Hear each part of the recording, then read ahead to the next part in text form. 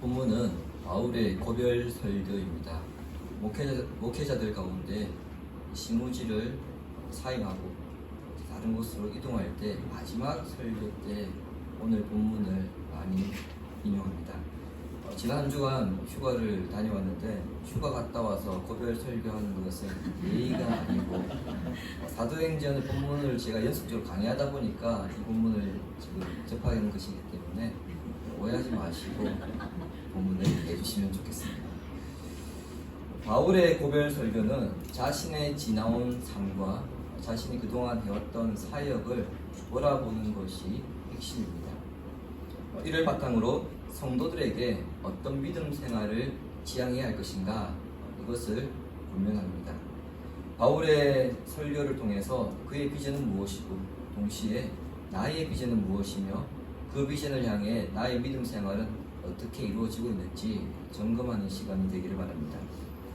본문은 바울의 3차 선교 여행 가운데 마지막 여정에 관한 기록입니다. 바울은 마게도냐와 아가야 지방에 있는 그 교회들의 구제연금을 모으면서 동시에 다시는 그 사람들이 만나지 못할 사람들이기 때문에 그들이 믿음 가운데 든든히 서도록 권면하였습니다. 마게도냐와 아가야 지방에 있는 교회들을 다니면서 권면한 이후에 바울은 다시 드로아로 돌아와서 죽은 유두고를 살리고 난 다음에 이제 그 드로아를 떠나게 됩니다. 그런데 좀 이상한 점이 있습니다. 바울이 드로아에서 떠날 때 함께 동행하고 있는 사람들은 드로아에서 아소까지 전부 배를 태워서 보냈고요. 자신만 홀로 드로아에서 아소까지 도보로 이동했다는 점입니다. 고린도에서도 바울이 일행들을 먼저 배에 태워 보낸 적이 있었습니다. 일행들을 배에 태워서 드로아로 보내고 바울 자신은 고린도에서 아덴을 거쳐서 빌립보 쪽을 거쳐가지고 드로아로 왔었습니다. 그런데 이때 바울이 다른 일행들은 배에 태워 보냈지만은 누가는 데리고 왔었거든요. 그런데 드로아에서 아소로 갈 때에는 누가조차도 배에 태워 보내고 혈을 단신으로 그 거리를 홀로 갑니다. 왜 바울이 일행과 떨어져서 홀로 아소까지 내려갔는가? 여기에 대해서 많은 신학자들이 다양한 해석을 내어놓았습니다. 하지만 그 어느 것도 속 시원한 해석이 없습니다. 예를 들어 바울은 전도에 대한 열정이 큰 사람이었기 때문에 전도하기 위해서 홀로 육로로 내려갔다는 겁니다. 그러나 이 해석은 주로 많이 인용하고 있지만 현실적인 감각과 굉장히 동떨어져 있습니다. 만일 전도하기 위해 육로로 갔다 온다면 바울 혼자 가는 것보다 다른 일행들과 함께 내려가는 것이 훨씬 더 효과적이었을 겁니다. 또한 고대 사회에서 낯선 지역을 홀로 여행한다는 것은 자살 행위와 다를 바 없습니다. 더욱이 전날 늦은 밤까지 바울은 예배를 인도하였고요. 죽은 유두고를 살리고 난 다음에 새벽, 즉 동이 틀 때까지 그 성도들과 함께 교제를 나누었습니다. 따라서 육체적으로 굉장히 피곤한 상황입니다. 이런 상황을 고려한다면 바울이 배를 타고 일행들과 함께 아소로 이동하는 것이 여러모로 유익합니다. 그럼에도 불구하고 다른 동행들을 뒤로 한 채 홀로 도보로 아소까지 내려갔다는 것은 다른 이유가 있었다는 것이 분명합니다. 고린도에서도 자신을 음해하려는 계획이 있었고요. 그리고 데살로니가에서도 한바탕 소동이 있었으며 2차 전도 여행 때 베레아에서도 유대인들의 극단적인 위협이 있었습니다. 분명 바울은 전도 여행을 홀로 다닌다면 그의 신변이 무사하지 못할 것이라는 것을 알고 있었습니다. 그럼에도 불구하고 홀로 아소까지 내려갔다면 무엇 때문에 다른 사람들의 만류를 뿌리치고 기어코 홀로 가야 했을까? 이것을 생각하지 않을 수 없습니다. 여기에 대해 어느 신학자의 견해가 타당성이 있다고 생각되어서 소개해드리고자 합니다. 바울이 이제 예루살렘에 도착하게 되면 자신이 어떻게 될지 모르고 급기야 죽음을 당할지도 모르기 때문에 지금까지 자신이 살아왔던 인생을 하나님 앞에서 돌아보며 마지막 준비를 하고 싶었던 것이다. 이렇게 말씀한 분이 있었습니다. 예수님조차 겟세마네 동산에서 땀방울이 핏방울이 되기까지 기도하셨다면 사도 바울은 비할 바 못되죠. 죽음에 대한 두려움이 더 클 수밖에 없습니다. 따라서 바울은 예루살렘에서 혹시나 있을지 모르는 자신의 삶이 마지막이 될 수도 있겠다. 정말 극단적인 상황을 내가 맞닥뜨릴 수도 있겠다. 그러한 마음의 준비를 하고자 드로아에서 아수까지 80리 길을 홀로 걸어갔다는 겁니다. 그 시간을 통하여 그는 자신에게 주어진 인생의 목적, 곧 하나님께서 부여하신 사명을 다시 확인하였을 겁니다. 로마서 14장 7절과 8절을 함께 읽겠습니다. 우리 중에 누구든지 자기를 위하여 사는 자가 없고 자기를 위하여 죽는 자도 없도다. 우리가 살아도 주를 위하여 살고 죽어도 주를 위하여 죽나니 그러므로 사나 죽으나 우리가 주의 것이다. 아멘. 방금 읽었던 이 로마서 말씀은 바울이 에베소를 떠나서 마게도니아와 아가야를 거쳐 고린도에 갔을 때 그 고린도에 있을 때에 기록한 서신입니다. 지난주 제가 바울은 고린도에서 배를 타고 일행들과 함께 떠나려고 했지만 유대인들의 간계 때문에 일행들만 배를 태워서 보내고 바울은 그 고린도에서 아덴으로 다시 육로로 왔다고 제가 말씀드렸습니다. 이때는 바울 자신의 비전이 있었습니다.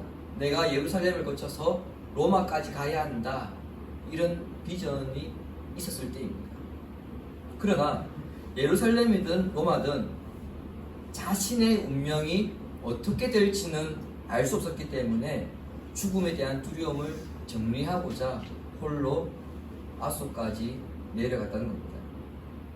물론 바울의 예상과 달리 바울은 예루살렘에서 로마로 갔다가 거기서 석방됩니다. 그러나 적어도 이 시점에서는 자신의 앞날을 알지 못했기 때문에 인생의 가치와 목적에 대해 생각했다는 겁니다. 자, 이와 같은 시간은 장차 바울이 순교한 순간까지 자신의 사명이 흔들리지 않도록 바울의 인생 방향을 분명하게 잡아주는 계기가 되었습니다. 현대사회 성도들은 숨가쁜 나날을 보내고 있습니다. 좁게는 당장 먹고 사는 문제부터 시작해서 좀 넓게는 노후에 대한 준비까지 뒤를 돌아볼 여력이 없고 앞을 내다볼 수 있는 여력이 없을 정도로 하루하루를 바쁘게 해서 그렇게 살아가고 있습니다. 그러다 보니 잊고 사는 것이 있죠. 그게 바로 정체성입니다. 내가 누구이며 내가 어디에서부터 왔고 나는 지금 어디로 가고 있는가, 이것을 우리가 너무 자주 잊어버리며 살아가고 있습니다. 근데 이것을 놓치게 되면 지금 내가 무엇을 해야 하는가, 이것을 잊어버리게 됩니다. 뭘 해야 될지 모르는 거죠.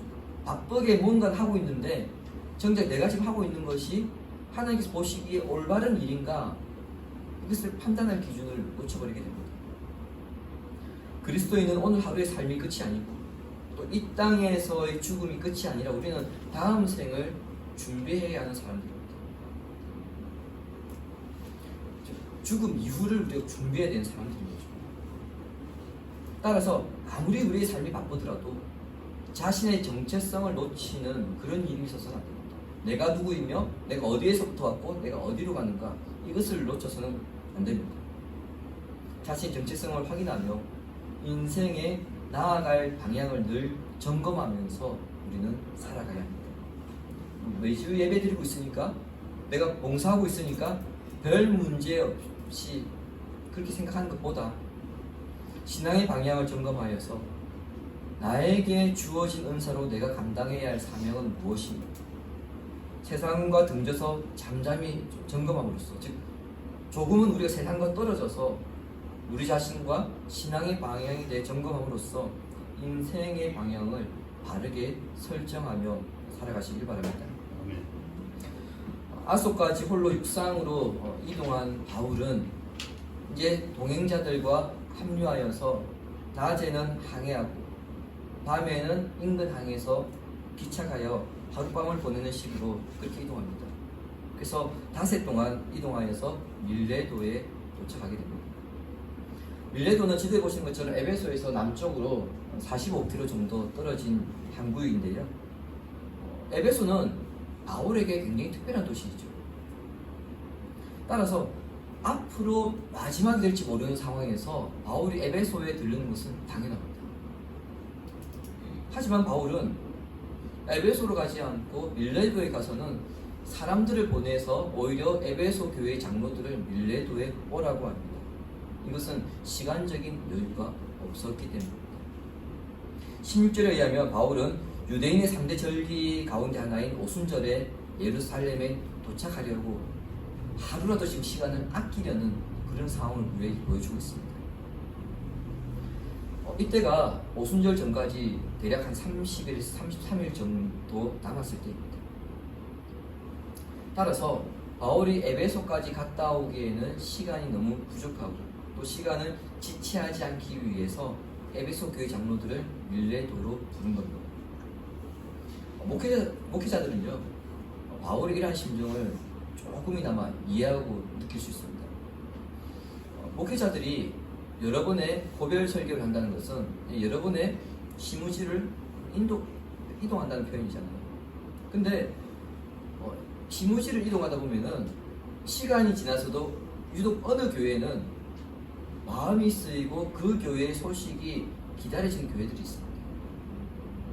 모든 교회가 아니라 유독 그런 교회들이 있어요.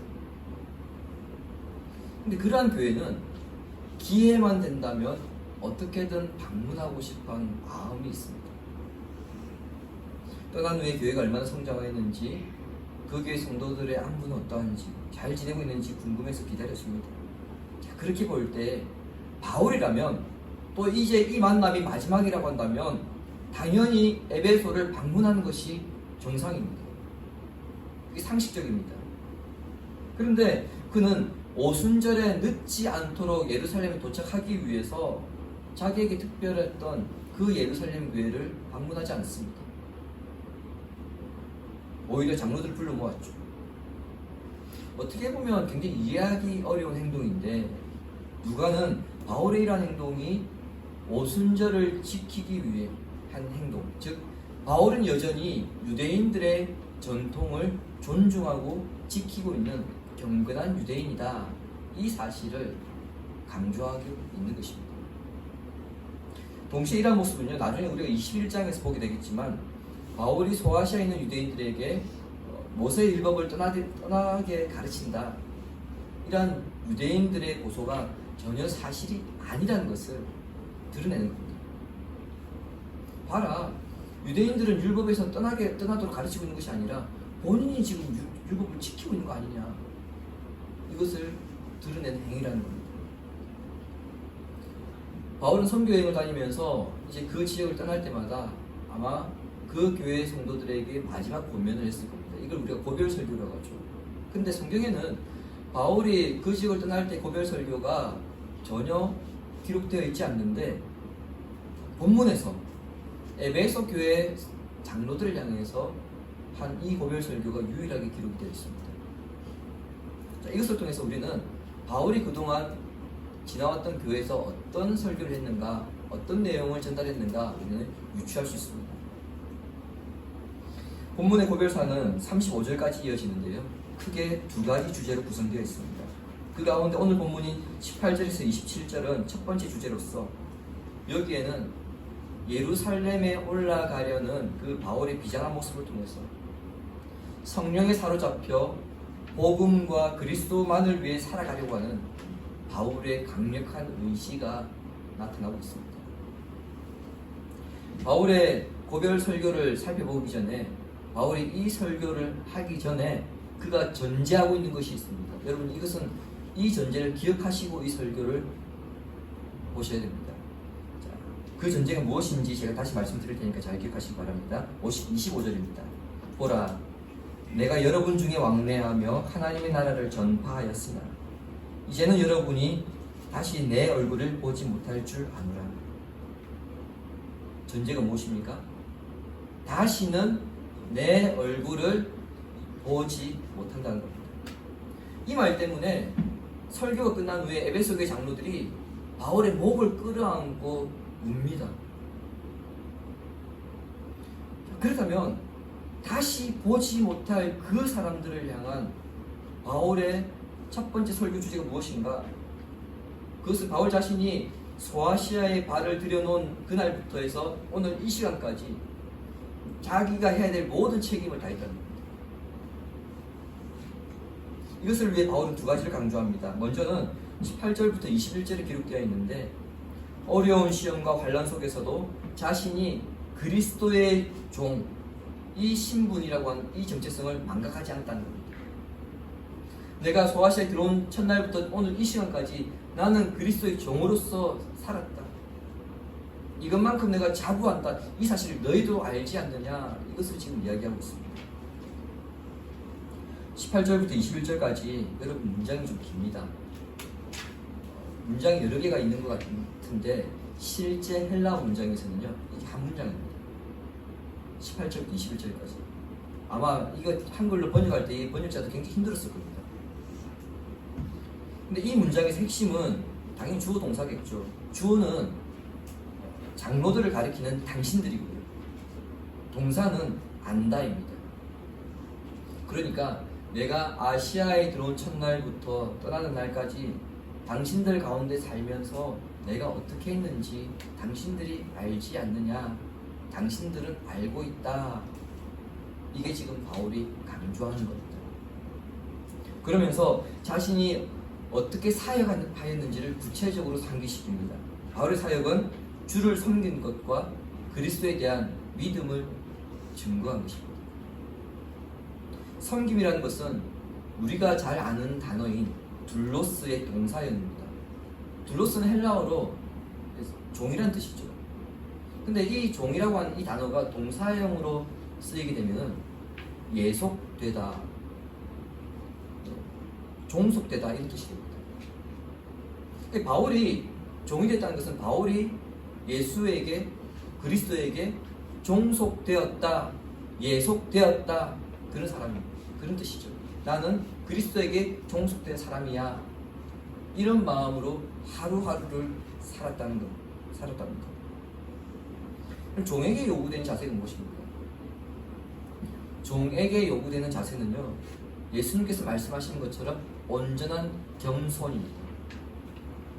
누가복음 17장 10절 보시기 바랍니다. 이와 같이 너희도 명령받은 것을 다 행한 후에 이르기를 우리는 무익한 종이라 우리가 하여야 할 일을 한 것뿐이라 할지니라. 아멘. 종은 뭔가 했을 때 그것에 대해서 내가 이것을 했다 그게 아니고요, 당연히 이것은 내가 해야 될 일입니다. 그런 자세를 가지는 게 종의 자세라는 겁니다. 주님의 종으로 살아가는 동안에 눈물이 있었고 유대인들의 관계로 인해서 시험이 있었습니다. 그럼에도 불구하고 내가 지금 주님의 일을 하고 있는 것은 내가 주님께 예속되어 있기 때문이다. 따라서 이것은 내가 마땅히 해야 할 일이다.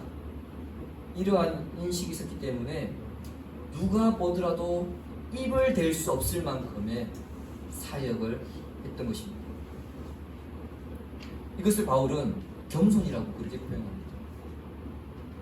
동시에 그는 회개와 믿음에 대해서 증언하였습니다. 회개라고 하는 것은 하나님을 인정하여서 죄로부터 돌이키는 것이고요, 그리스도에 대한 믿음이란 회개가 예수님을 믿는 신앙으로 표출되는 것을 말합니다. 단순히 내가 회개했습니다 이렇게 말하는 것이 아니라 그것이 삶으로 나타나는 것, 회개가 무엇인가를 삶으로 드러내는 것, 그것을 말하는 겁니다. 간혹 우리가 이런 말 할 때가 있잖아요. 알고 보니 저 사람 믿음 좋더라. 이렇게 말할 때에 무엇을 보고 믿음을 좋다 이렇게 말을 할까요? 그 사람이 예배에 잘 참석해서요? 그 사람이 기도할 때 굉장히 뜨겁게 기도해서요? 아니면 교회 봉사를 열심히 하기 때문에 그것 보고 믿음 좋다는 말을 할까요? 그 사람 믿음 좋다 이 말은 그 사람에게서 예수님에 대한 믿음이 삶으로 드러나는 것을 의미합니다. 몰랐는데 교회에서는 그냥 그저 그렇게 예배 신앙생활 하는 줄 알았는데 어떤 위기가 닥치는 거 보니까 교회 밖의 행동을 보니까 진짜 예수 믿는 사람 답더라. 그것을 보았을 때에 그 사람 알고 보니 믿음 좋더라. 그렇게 말하는 겁니다. 그러니까 바울이 증거하는 것은 하나님을 향해 인생의 방향을 정했다면 그에 합당한 삶으로서 예수님을 드러내야 하는 것이고 자신은 그렇게 살아왔다. 이것은 당신들도 알지 않느냐? 이것을 첫 번째 설교 주제에서 확인시키고 있는 것입니다. 설교의 첫 번째 주제에서 자신은 어떤 상황에서도 자신의 신분을 망각하지 않았다.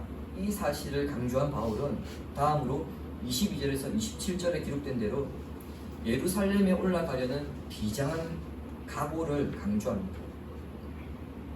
바울이 예루살렘에 올라가려고 하는 것은 성령에 의해 결박되었기 때문입니다. 다른 표현으로 성령께서 바울을 지금 이끌고 가시고 있다는 겁니다. 구체적으로 바울은 자신이 예루살렘에 가게 되면 어떤 일을 당하게 될지 그것은 알지 못했지만 한 가지는 확실했습니다. 세상 사람들이 말하는 좋은 일, 형통한 일, 재수 좋은 일, 그런 일이 일어나는 것이 아니라 환난을 당하게 될 거라는 겁니다. 어떤 식의 환난인지는 알 수 없습니다만 분명히 저곳에 가게 되면 내 신변에 굉장히 안 좋은 일이 생길 것이다. 이것만큼은 확실했습니다. 이것을 어떻게 장담하느냐? 성령께서 말씀하셨기 때문이죠. 바울이 어느 성을 가든지 바울은 항상 그 성에서 환난과 핍박을 당했는데 그 일이 장차 바울이 예루살렘에서 당하게 될 것이라는 성령께서 보여주시는 예표였던 겁니다. 아무리 예표고 그것이 아무리 성령의 음성이라 할지라도 그곳에서 일어나게 될 일이 고난이고 환난이며 심지어 목숨까지 걸어야 하는 일이라며 그 누구도 예루살렘에 흔쾌히 가려고 하지는 않을 것입니다. 더군다나 자원해서 간다는 것, 그럼 이것은 여간 쉽지 않은 일이죠. 우리가 바울과 같은 상황이라도 똑같지 않겠습니까? 우리가 집에 있다가 교회를 가야 되는데 교회 가게 되면 우리가 죽게 된다면 여러분 교회 오시겠습니까? 오늘은 온라인으로 예배 드리겠습니까? 그러겠죠. 여러분 간다는 게 쉽지 않습니다. 할 수만 있다면 어떻게든 피하려 할 것입니다. 실례로 한 번씩 잊혀질만 하면 세상을 떠들썩하는 뉴스가 있는데 그게 바로 병력비리입니다. 군생활하는 군인들의 입장에서는요, 어느 시대나 힘들다고 다 그렇게 이야기합니다. 우리 지금 60대인 집사님들, 장로님께서 군생활 하셨던 시대하고요, 제가 군생활 했던 시대하고요, 지금 우리 승현이 현직 군인이죠. 승현이가 지금 군생활을 하는 거하고 앞으로 지금 이제 그 다음 지금 고등학생들이 가서 하게 될 군생활 시대마다 다릅니다. 육체적으로는 어떻습니까? 갈수록 편해진다고 그렇게 이야기합니다. 실제 육체적으로는 우리나라 군대가 좀 갈수록 편해지고 있는 것이 사실이죠. 그럼에도 불구하고 할 수만 있다면 어떻게든 안 가려고 피하려고 하는 것이 군대입니다. 그것 때문에 불법적인 일을 행하다가 나중에 발각되어서 세상이 시끄러워지는 거잖아요. 하지만 바울은 군대 가는 정도가 아닙니다. 오히려 바울이 군대 가라 그러면 더 좋아했을 겁니다. 거기 가서 전도하면 되니까.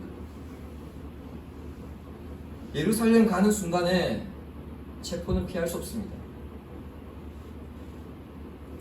예수님께서 십자가에서 돌아가신 것도 어떤 죄가 있었기 때문이 아니라 유대인의 간계에 의한 체포인데 바울 역시 그와 같은 일을 당할 것이 분명하기 때문에 할 수만 있다면 피하는 것이 상책이고 회피해야 하는 것이 맞습니다.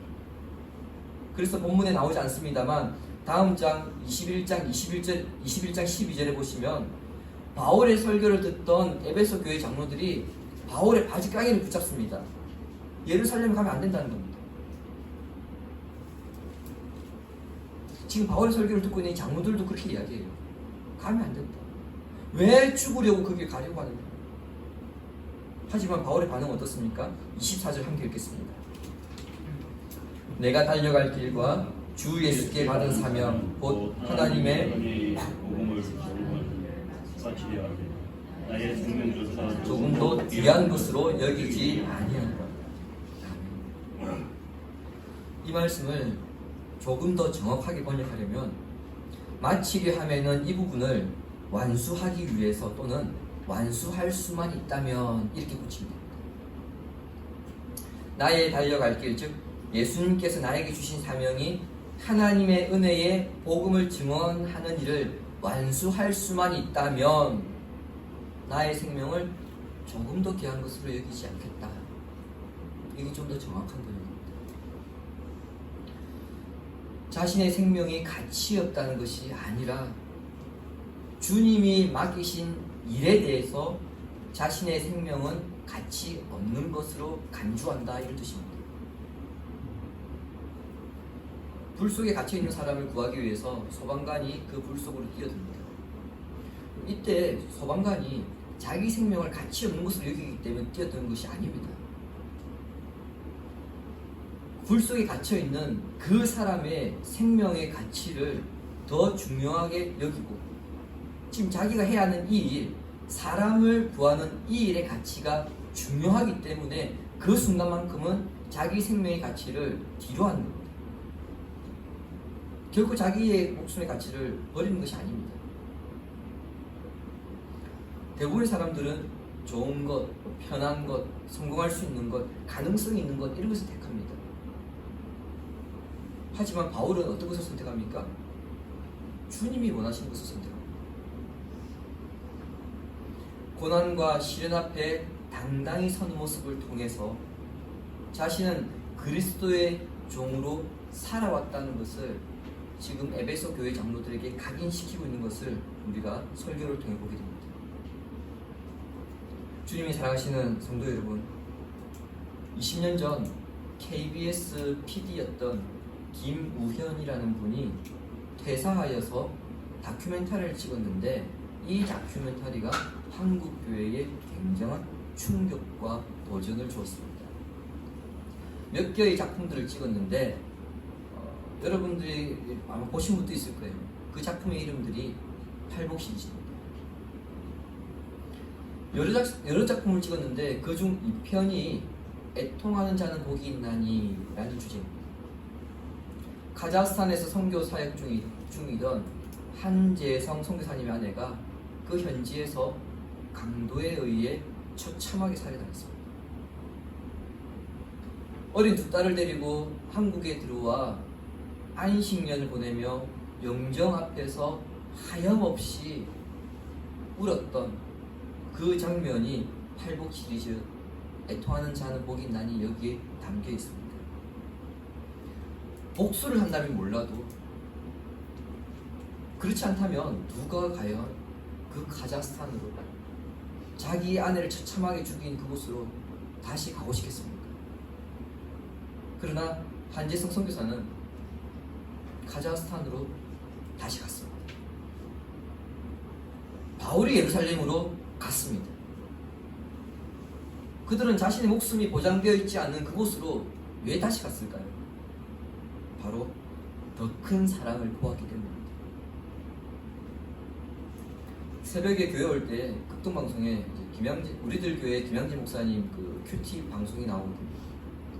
근데 그 교회에 교인이 많아서인지 아니면 문제 많은 교인들만 그 교회에 가는지 그 사례를 들어보면 굉장히 다양한 사례가 많이 나옵니다. 집 나와서 집에 들어가기 싫다는 청소년, 그리고 술 취한 남편이 보기 싫다는 한 여집사의 하소연, 속썩이는 남편, 속썩이는 아내, 속썩이는 자녀, 가난에 지들려서 인간관계 때문에 힘들어하는 사람들의 그 다양한 사례들이 그 속이 됩니다. 왜 그렇게 많은지, 어떨 때 보면 하루에 하나씩 그 사례가 나올 때마다 정말 신기할 정도로 어쨌든 힘들게 살아가는 사람들이 많다는 것을 보게 됩니다. 그런데 그 사람들의 공통적인 이야기는 꼴보기 싫다는 겁니다. 그 집이 꼴보기 싫고, 남편이 꼴보기 싫고, 아내가 꼴보기 싫고, 자녀가 꼴보기 싫고, 교회가 꼴보기 싫어서 떠나고 싶다는 겁니다. 회피하고 싶다는 거죠. 그러나 오늘 우리에게 주신 말씀, 바울의 설교는 그곳이 꼴보기 싫은 곳이라 할지라도, 회피하고 싶은 곳이라 할지라도 하나님이 원하시는 자리라고 한다면 그 자리가 내 사명지라고 생각하고 다시 들어가라는 겁니다. 가정으로 들어가고, 학교로 들어가고, 회사로 들어가라는 겁니다. 그래서 겸손하게 눈물로 섬기고 참고 삶으로 예수를 증언하라. 언제까지? 내 목숨이 닿을 때까지. 나는 그렇게 살아왔고, 그래서 당신들이 보았지 않느냐. 나는 계속 그렇게 살아갈 것이고, 이제 당신들이 나를 본받아서 그렇게 살아가라. 바울은 우리에게 그렇게 권면합니다. 왜요? 거기에 하나님께서 사랑하시는 사람들이 있기 때문에. 사도 바울이 보여주는 이러한 결단이 오늘 우리 삶에 나타나기를 소망합니다. 그렇게 할 때 우리를 통해서 하나님의 나라가 어떤 나라인가, 어떤 세상인지, 이것이 온 세상에 드러나게 될 것입니다. 비록 나의 삶의 현장과 나의 현실이 좁은 문이고 좁은 길이라 할지라도 나를 사랑하시는 주님을 위해, 주님께서 사랑하시는 그 사람들을 위해 사명자의 길을 끝까지 걸어갈 수 있는 복된 성도가 되기를 성부와 성자와 성령의 이름으로 축원합니다. 아멘.